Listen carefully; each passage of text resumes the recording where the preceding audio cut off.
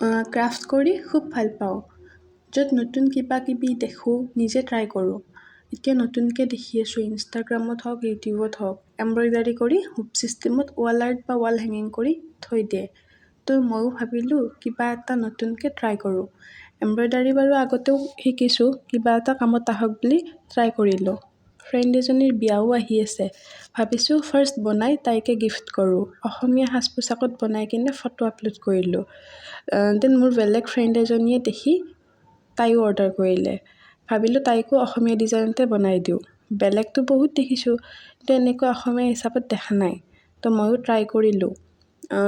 দুয়োটা ভালেই হৈছে বাৰু। আপোনালোকৰ মতে কোনটো ভাল হৈছে কমেণ্টত জনাব হা, আৰু কাৰোবাক লাগিলে অৰ্ডাৰ কৰিব পাৰে। থেংক ইউ ভিডিঅ'টো ইমান সময় চোৱাৰ বাবে। আৰু এইটো মোৰ ফাৰ্ষ্ট ভিডিঅ' হা ইউটিউবত। লাইক, ছাবস্ক্ৰাইব আৰু শ্বেয়াৰ কৰিব। বাই।